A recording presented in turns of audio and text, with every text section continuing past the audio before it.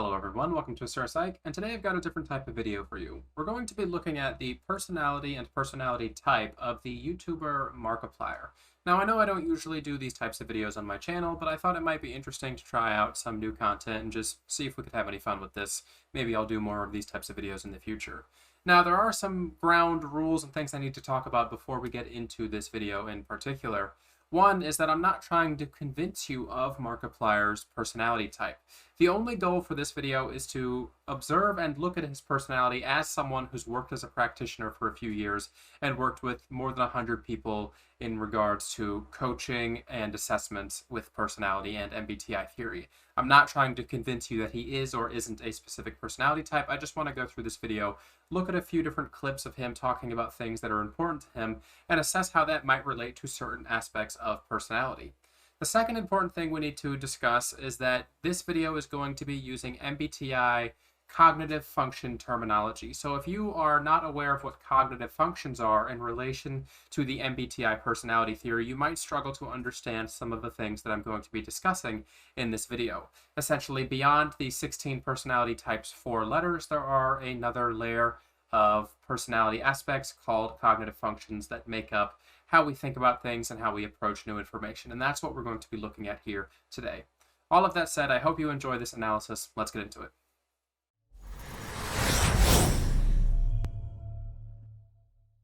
The first thing you need to ask when you're going to attempt to analyze someone's personality through this type of method, which isn't my preferred, I always say that I prefer to interview and type people one-on-one, is if you're going to do it like this, you need to make sure that it's the right type of video. So what's a good type of video for attempting to analyze someone's personality type? Well, I've specifically chosen an interview because I find that interviews are much more authentic when it comes to the person, their values, their beliefs, and their interests. While we may be able to see a large amount of someone's personality type, especially somebody like a public figure like Markiplier, through their regular videos on their channel, you are going to find that they're more so authentic in the interview space when they don't have to put on the persona of the person they are. He doesn't have to be Markiplier, he can be himself more so when he's in an interview. And that's why I think it's better to choose that type of video for attempting to analyze someone's personality. Now, the specific interview that I've chosen for this analysis is from the channel A Conversation With, and it's about 2 hours long, and we're not going to go through all 2 hours, but there's a few things that stood out to me when I watched this interview for the first time that related to aspects of personality that made me want to create this video and talk about these things. So that's what we're going to do. We're going to go through a few different clips that I think really exemplify Markiplier's personality and really show the type of person he is in relation to his MBTI type. Mark, I'm kind of wondering because you have so many different projects. You have the apparel brand. You have stuff like that. How do you describe what you do at this point? Because you're kind of an OG. You've done so much. I mean, do you still think of yourself as a gaming entertainer, a creator? How do you describe it? I don't know. I don't usually bother trying to explain myself. Usually because I don't have time. I usually, people think that I am on top of things. I'm not, most of the time I'm running around from project to project being like, oh shit, that was due last week. Oh shit, I was supposed to write that. Oh shit, I needed to answer that email. So what I do most of the time is I consider myself just like, I just like making things. You can call that a creator or whatever. I like making things. I jump from idea to idea really quickly, and it's a problem because I jump into so many ideas with some half finished. I don't know what you would call that. Probably a procrastinator. But I like making things. I don't know if there's a qualification necessary for it. Videos just happen to be one of the things I really like making, and I like trying different types of videos, and I like writing down ideas, and I like just making things. Yeah. All right, so first things first, if you are familiar with MBTI and cognitive functions, this is probably going to jump out as something right off the bat for you. And this is known as the cognitive function of extroverted intuition. An extroverted intuition is the cognitive function or mental process associated the most with idea generation and wanting to create things from the ideas that they have. People who are high in extroverted intuition tend to be inventors, artists, creators, these sorts of people, because they have all of these ideas that are kind of springing from within them, and it's hard for them to contain them. And that's kind of what I'm seeing here with Markiplier. I'm not saying that he's particularly strong in extroverted intuition, but the first thing that stands out to me right off the bat is this extreme value for this cognitive function of extroverted intuition. And you're going to see that that's probably a theme throughout this video, is that you're going to see that extroverted intuition and the idea generation process is something that's extremely valuable to Markiplier and his daily life and things that he enjoys, these sorts of things. Why do you think? Yeah, why do you think that you have so many projects? What? I know that you said you like creating things, but where do you get the joy out of it? Like, what makes you go, yeah, I'll do another one after I just did another thing that was a success? You know, a lot of people have asked me that, especially after Unus Annus, because I immediately started jumping into other things. It's just the way I'm built. Like, I'm not saying I'm an incredible idea machine and they just keep pumping out. It's just like I find myself swept up in ideas really quickly, and I find myself getting overwhelmed with the desire to know everything about that idea, whether it's something out in the world or something I'm coming up with myself. I find myself writing in a notebook. I handwrite ideas just because I find it's more connective from the brain to the real world, and I'll find myself just spending 4 hours in the morning just writing out random ideas. It could be literally anything, like a video idea, movie idea, book idea, just random notes about some programming I'm learning or something like that, or just a weird bullshit concept about space that I'm trying to wrap my head around. That it's just a very soothing way to get the chaos in my head out. But at the same time, that's just how I'm built. Like, even before YouTube, yes, my friend Bob, I tried a million different things before I landed on YouTube, just because I found myself getting inspired. I tried like writing, game design, comic art. You know, I tried a bunch of different things. It's just who I am. I can't be anything else. So. Notice how he used the phrase there, swept up in ideas. Like, it's this uncontrollable urge to follow through on the ideas and things that interest him. This is usually the telltale sign of someone who has very strong extroverted intuition. Usually someone who's extroverted, intuitive, and also they have introverted thinking, but there's not enough here to determine that just yet. But what I'm seeing throughout this conversation, we've seen it for 4 or 5 minutes straight now, it's just extreme extroverted intuition. This is someone who lives and is excited by the idea process, especially when these ideas branch from one thing to another. You can see this type of idea generation when you look at Markiplier's grand project from last year, Unus Annus, where he uploaded a single video to YouTube every single day. That is a lot of creative energy, and that's not something you're going to see with most other personality types. The ability to come up with ideas like that and follow through with them on a daily basis is usually something that we're only going to see with the highest of the extroverted intuitive types. And because for these specific people and these specific individuals, it's an inner need and desire and must for them to follow through on these ideas. They cannot just let these ideas dwell inside of them. They have to convert them into something, or else it's going to drive them crazy, essentially. And I was trying to find like the same drive that pushed me to want to do YouTube in the first place, because the problem with me getting swept up in so many things is that I lose interest very quickly as well. And it's just the way I am. It's very hard. So I'm not trying to beat a dead horse here, but this is another point of extroverted intuition. And what we're seeing here actually is the counterpoint to what is likely an extroverted intuitive dominant type. So that would be repressed, or the last function, introverted sensing. And types with repressed introverted sensing have a problem staying in the same spot or doing the same thing. So whereas introverted sensing stronger types are the types who really enjoy stability and comfort, these sorts of things, they want a stable lifestyle. The extroverted intuitive dominant types on the other end of that spectrum are the types of people who are willing to have risk and are willing to go into the new and unknown because they want to try new things and they need to work with these ideas that they have. The issue that they have, though, is that they can get bored of their own ideas exceptionally quickly. They're the type of people who are going to have an idea and they're not going to become attached to it.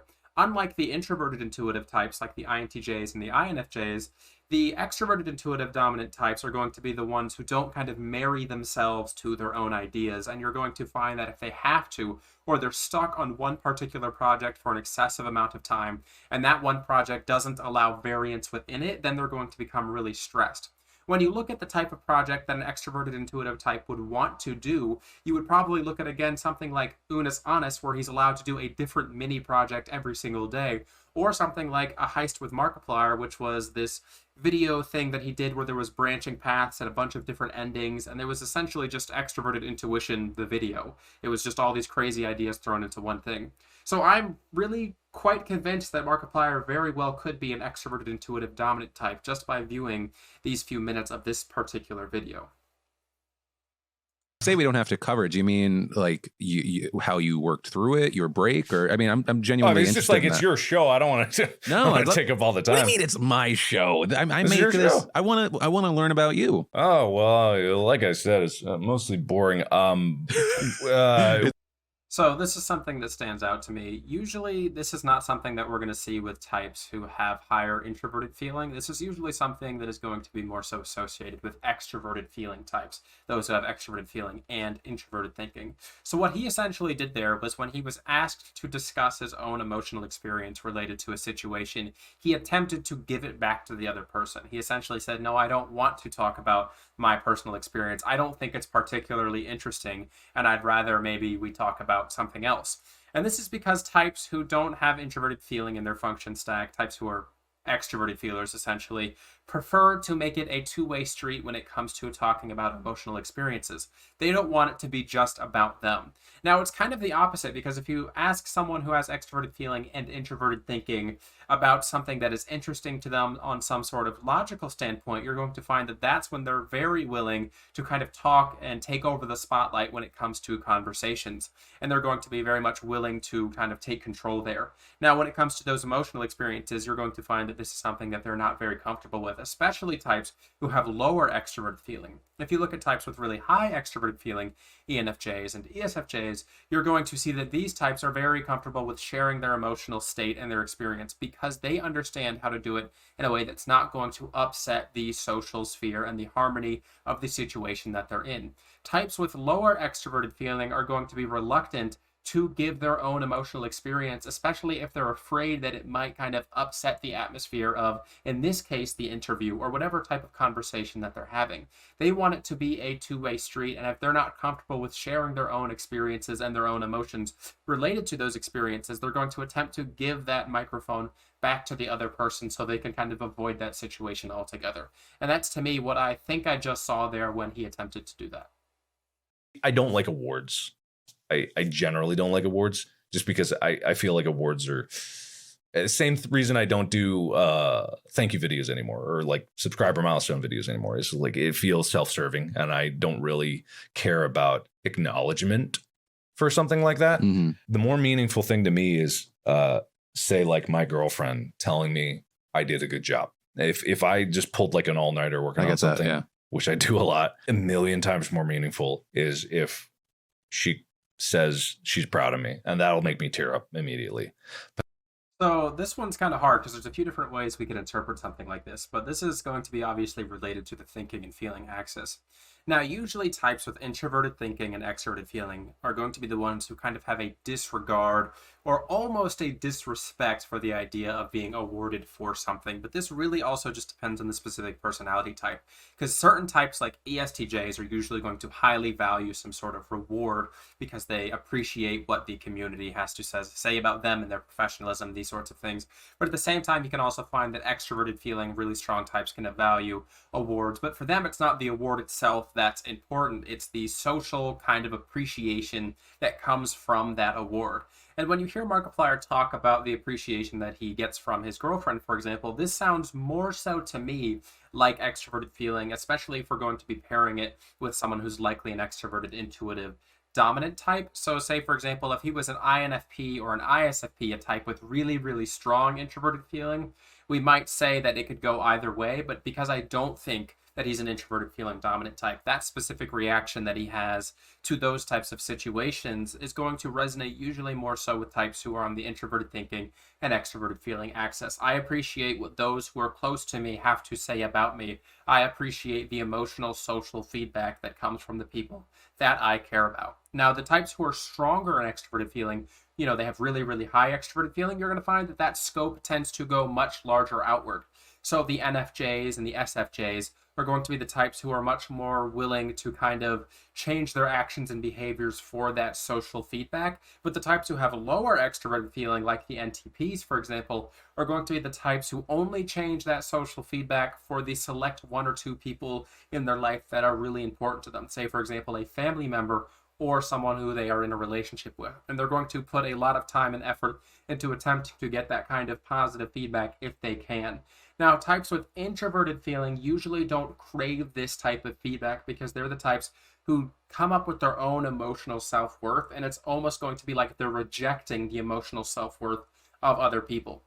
But these types, the introverted feeling types who have extroverted thinking, are also going to be the types of people who really typically enjoy things like awards because it is some sort of manifestation of their success in terms of, business and proficiency, these sorts of things. They usually admire these sorts of things over things like emotional or social recognition. Yes, and then because I know that you've then provided updates of then you like learn when one of these kids passes, and if you're doing it that often, I mean that has to be heavy. I mean, for me, it's another equation of like the pain I would feel in knowing that a kid passed, which is painful, is nothing compared to what they went through. Mm-hmm. Like, for me, it's infinitesimal, right, compared to what they did. So me sacrificing to be there and experience that hurt, I'd take a million hurts. Mm-hmm. If I could save one life by taking every single hurt of that one, I'd do it in a heartbeat. Like, so this is something that you might be able to guess we would usually associate with someone who has extroverted feeling in their function stack. He's kind of able to easily self-sacrifice when it comes to interacting with other people, and especially it seems like someone who has relatively healthy extroverted feeling. When we look at types who have really, really strong extroverted feeling, again, the SFJs and the NFJs, they tend to be the types who will do this to the point where they're self-sacrificing so much that they are sacrificing to a point where it's bad for them as an individual.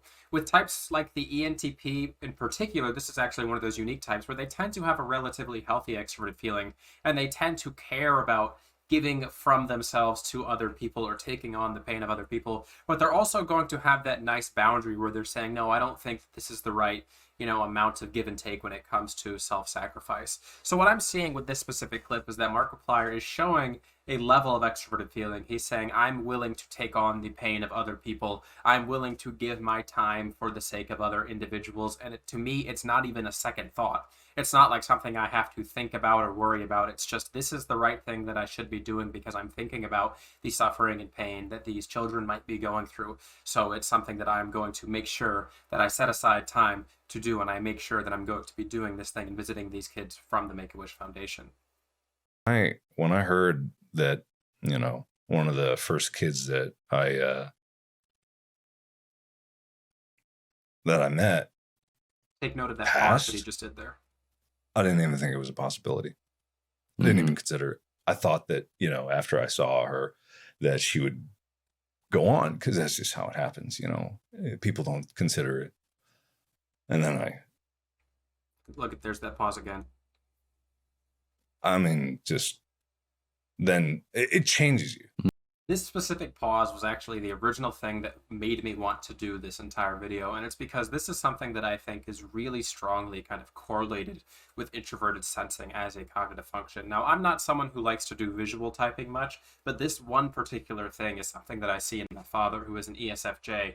And I think that you can really see that as he's going through this negative emotional experience, introverted sensing is kind of bringing him back mentally to this place and having him think about the kind of possibilities associated with this maybe negative experience that he had in his life, which isn't to say that it was negative for him to go and visit these children, but it's something that now that he has the experience, he's able to reflect back on it, he can really understand the kind of implications and the things around that one experience that he had. So he's very emotionally dragged back to that time and place where he's thinking about this child that he met and how they're sick and maybe they're no longer around anymore. And he just discussed that idea that the first child that he figured out passed away was something that was quite impactful to him because he didn't even realize that it was a possibility for them to pass away because he thought that they were just going to go on. So as you look at types with introverted sensing, you can see that it's hard for them sometimes to realize those types of possibilities because they don't think about things in terms of time, or time and how things are going to play out in the same way that introverted intuitive types do. Introverted intuitive types are the types of people who usually aren't impacted as much by those types of events, because when they experience something, especially the stronger introverted intuitive types, they tend to kind of extrapolate and assume what's going to happen from it, and then they expect it and attempt to prepare and plan around it so they're not as emotionally distraught when that time happens. Now, the introverted sensing types and the extroverted intuitive types don't tend to do this as much, and that's why it's much more impactful for them when events like this happen, and it's something that when they experience or someone brings it back up for them, you're going to find that it's something that they get dragged back to in terms of their mind. They're brought back to that time and place, and they feel the emotions or the thoughts that they had when they were originally experiencing this event.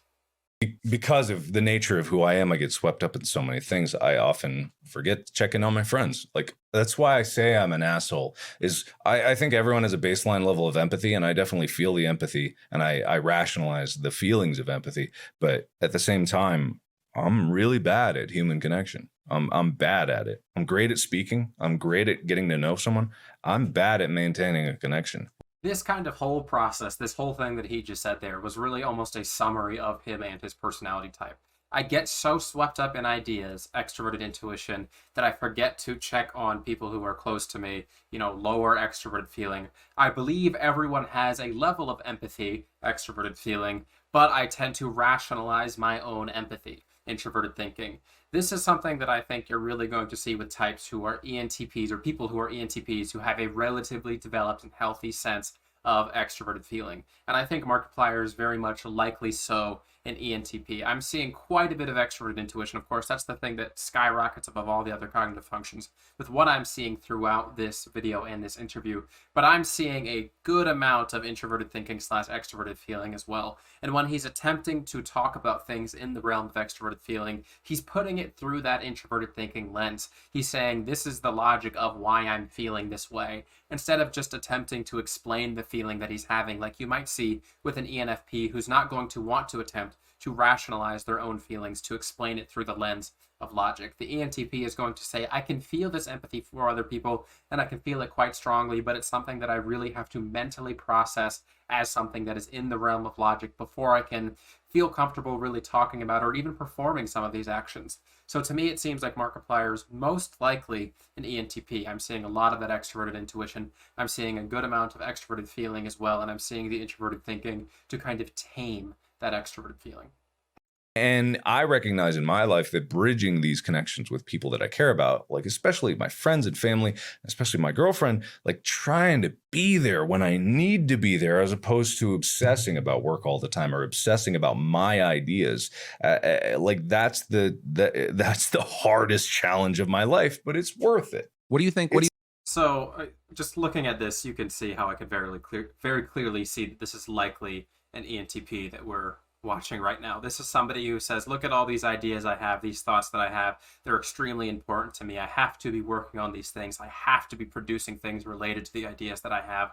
And it comes at the expense of the people that I care about in such a way that I forget to keep up contact with them, despite the fact that this contact with the people who are close to me is really important to me as an individual. It's essentially saying I have lower extroverted feeling. I have this really strong desire and need to want to keep up contact with people who are important to me, family, friends, this sort of thing. But I'm so driven by my ideas and the things that I enjoy doing, the compulsions that I have as an individual, that it's hard for me to even think about doing those things until the ideas that I have are outside of my own head. This is something that you're going to see with an ENTP. And if the ENTP doesn't have developed or healthy extroverted feeling, you're going to see them abandon family, friends, like you might see with more so INTPs who have that really repressed extroverted feeling. They're completely ignoring it.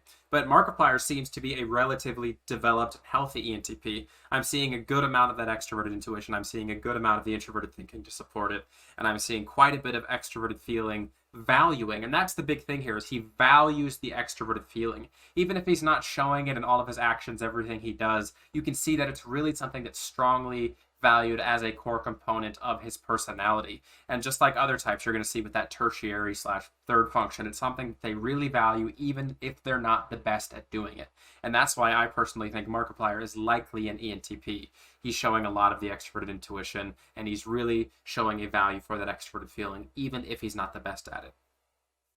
All right, so we've gone through about 30 minutes of this 2-hour interview, and I think you can probably see why I'm seeing ENTP by this point. I don't want to stretch out this video any longer, but I do want to say that I think you could make a case for Markiplier maybe being an ENFP as well, but in my personal opinion, I think ENTP is the very likely choice based on what we've seen in this video and the values that he's talked about, especially when it comes to how his extroverted intuition relates to his secondary function. When he's talking about his ideas, are they something that is a representation of his identity or a representation of something that he thinks is really interesting, the logic and concepts that are interesting to him, these sorts of things, the ideas that he has? These are all the things that are really going to differentiate an ENFP from an ENTP. To me, this isn't someone who's expressing the self in the same way that you would see with an artist. This is someone who's more so project focused, and they have more so of just kind of an interest in the ideas that they have as an individual, and they want to express these ideas because they're interesting to them. When you look at Markiplier's past, he also fell and came out of a job field that was really related to introverted thinking in general. If I remember correctly, I think he used to be in engineering, and it's probably easy to see how he might have fallen into that field at first because introverted thinking types tend to really excel at fields like engineering. But overall, despite that, despite the stereotypes associated with types, I really think that ENTP is the likely choice for Markiplier from what I've seen. He seems like a person who is driven by his ideas, and those ideas are not an expression of any sort of introverted feeling, identity, or authenticity that comes from the feeling side of things. They're more so the logic or interest or concept side of things. So I hope you've enjoyed this video. I hope you've enjoyed this discussion. If you want me to do more videos like this sometime in the future, let me know down in the comment section below. I would like to remind everybody that if you're interested in having your personality type, viewed in the same way that Markiplier did in this video, go to my website at surapsych.com. I have personality assessment sessions where you can work with me to discover your own personality type and find out what that means for you. This has been Asura from Asura Psych. Have a good one.